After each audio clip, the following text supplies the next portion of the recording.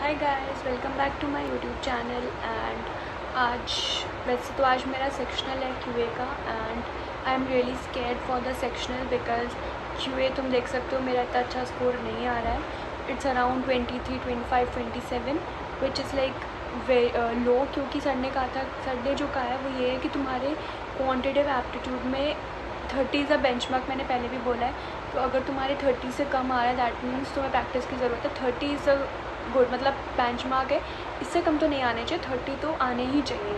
So I don't know तुम्हारे कितने आ रहे हैं, बट मेरे तो ऑलमोस्ट टाइम पे कम ही रहते हैं। शायद एक बार भी नहीं हुआ 30 से अबव आए हैं। And it is very important कि 30 को टच 30 एटलीस्ट तो स्कोर करूँ मैं।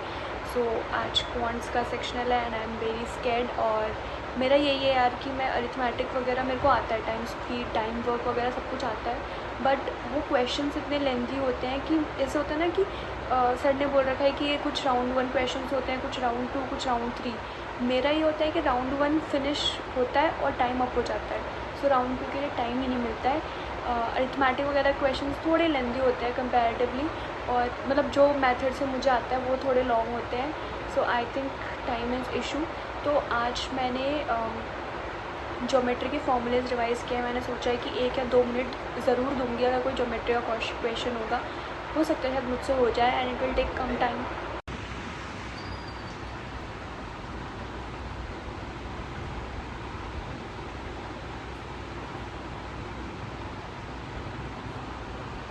गाइस 9 क्वेश्चंस किए हैं, एक तो मैंने तुक्का मारा, थोड़ा सा सही से नहीं आया था। So let's see what's the score.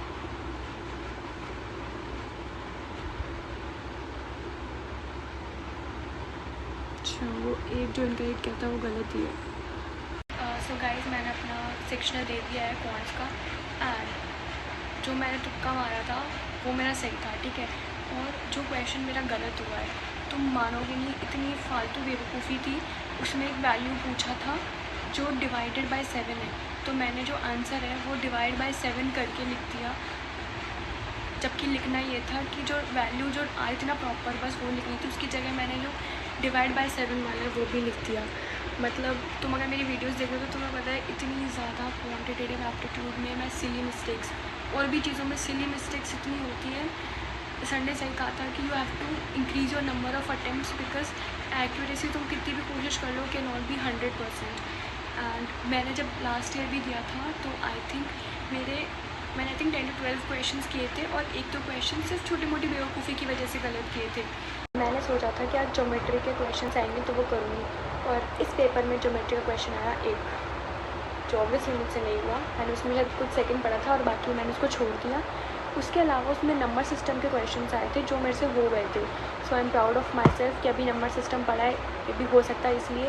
But yes, क्योंकि यू गाइज नो कि भाई जैसे छोटे मोटे टॉपिक है ना, इनको सॉल्व करना इस रिलेटिवली ईजी और कम टाइम वाला है। तो मैंने सबसे पहले तो अपना ज्योमेट्री के रिवाइज़ किए थे। मैं तुम्हें दिखा देती हूँ मेरी नोट्स। मैंने अपनी ज्योमेट्री के कुछ फॉर्मूले बुक वगैरह बना रखी है, एक सिर्फ ज्योमेट्री की, बाकी तो सब मैंने लिखा हुआ है। बाकी सब मैंने ना एक्सेल में शीट बनाई हुई है जिसमें कुछ भी मिस्टेक्स वगैरह होती है तो मैं वो लिख देती हूँ, या मुझे कोई भी टॉपिक याद नहीं आता है तो मैं उस एक्सेल वर्कबुक में लिख देती हूँ। बाकी आज मैंने ज्योमेट्री रिवाइज़ किया बट कुछ काम नहीं आया क्योंकि एक ही क्वेश्चन था, बट ठीक है, मैं अब फिर भी ज्योमेट्री रिवाइज़ करूँगी। और उसके अलावा मैं अपना हर सेक्शनल देने से पहले जो मिस्टेक्स मेरी पुराने सेक्शनल से मॉक्स में हुई थी या जो थ्योरी में भूल गई थी उनको भी रिवाइज़ करती हूँ, ठीक है। तो उसकी भी एक्सेल मैंने बनाई हुई है। एंड आज मेरा जो मैंने IMS का मॉक 10 दिया था तो उसका QA का क्लास में वो है डिस्कशन। तो उसमें जो क्वेश्चंस मैंने नहीं किए थे, क्यों नहीं किए थे, या मेरे को कोई टॉपिक नहीं पता था, तो वापस वही एक्सेल वर्कबुक में लिखना और उनको समझना है।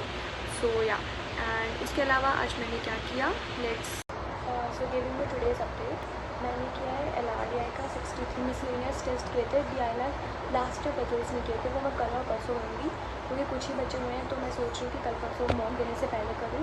एंड उसमें मैंने जो 3 मॉक दिए थे तो मैं उसको दिखा देती हूँ।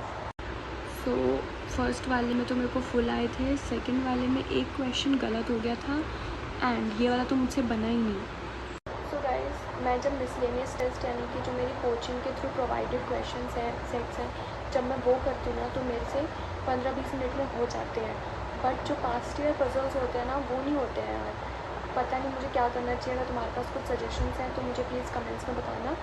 एंड 65th वाला मेरे से इसलिए नहीं हुआ था क्योंकि वो थोड़ा सा डिफरेंट कॉन्सेप्ट था। मुझे ये लगता है कि अगर तुम्हें एक बार समझ आ जाए ना कि कैसे कैसे करना है, तुम्हें एकदम प्रॉपर समझ आ जाए कि हाँ ये पूछ रहा है और ये निकालना है, तो it is easy to solve that set. But अगर तुम थोड़ा कंफ्यूज रहते हो कि अच्छा ये करूँ या वो करके देख लेता हूँ, तो पता नहीं वो नहीं बना। लेकिन हाँ मिसलिनियस मेरे से टाइम फ्रेम में हो जाते हैं, लेकिन DILR पास्ट ईयर्स में। तो कल DILR पास्ट ईयर दूँगी, तो लेट्स सी कितना क्या रहता है। End of course I will be sharing that. And आज मैं सो गई थी तो फिर मैंने ज़्यादा कुछ नहीं कर पाई, तो RCs वगैरह मैंने सिर्फ 2 ही सॉल्व किए थे। एंड फर्स्ट RC जो था उसमें आए 8 on 12 और सेकेंड RC में 0 on 12। जो RC 99 है ना, मैंने उसमें से 11th और 12th टेस्ट दिया था, और मैं अब तक तुमसे कह रही थी कि भाई ये तो बहुत ईजी है, मैं ऐसे ही मारती हूँ और हो जाता सारे से, और देख लो आज ही 0 आ गया। तो यस, एंड आई थिंक ये 0 इसलिए आया बिकॉज ये जो टॉपिक था वो पूरा अर्थक्वेक से रिलेटेड था और मेरे को घंटा को समझ नहीं आया। तो एक चीज़ तो है कि अगर तुम्हें पैसेज समझ नहीं आता, यानी कि अंडरस्टैंडिंग ऑफ पैसेज अगर नहीं समझ आया ना, तो there is very less chance, so there is very less probability कि वो तुम्हारा सही हो। और आज मैंने जो सेक्शनल दिया उसका एनालिसिस मैं कल करूँगी, मैं आज नहीं करती। आज मैं 40 मिनट का सेक्शन होता है, उससे पहले मैं थोड़ा रिवाइज ही कर लेती हूँ और एनालिसिस नेक्स्ट डे करती हूँ थोड़ा फ्रेश माइंड से। सो कल एनालाइज करते हैं एंड देखते हैं मैंने क्या मिस्टेक्स की थी। और उसके अलावा कल मेरा LRDI का वापस सेक्शनल है, so make sure you have subscribe my channel and don't forget to like this video. Thank you for watching.